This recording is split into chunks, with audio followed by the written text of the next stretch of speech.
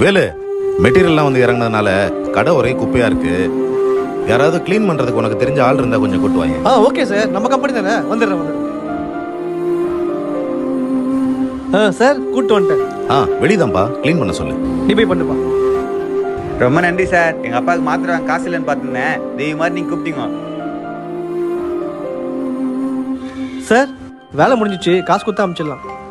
வாப்பா. எவ்வளவு? 900 ரூபாய் சார். இதோ தரேன். கொடுங்க. இந்தாப்பா. தம்பி இந்த பணம் 700 ரூபாய். வேலு, ஐயோ பார்த்துருப்பாரோ. உங்களுக்கு காசு கொடுக்க மறந்துட்டேன், இருங்க. சார் அதான் ஜிபேல அனுப்பிச்சிட்டிங்களே. தெரியுதுல்ல, அப்புறம் எதுக்கு வேலு நீங்க அவங்க காசுல கை வைக்கிறீங்க? சார் இவன் ஒருத்தன் இல்ல, 10 பேர் இருந்தாலும் எனக்கான கமிஷன் எடுத்துப்பா சார். அந்த 10 பேர் காசு எடுத்தா நீங்க ஒருத்தர் தான் நல்லா இருக்க முடியும். ஆனா அதை 10 பேர்கிட்டையும் கொடுத்தீங்கன்னா அவங்க எல்லாரும் நல்லா இருப்பாங்கல்ல.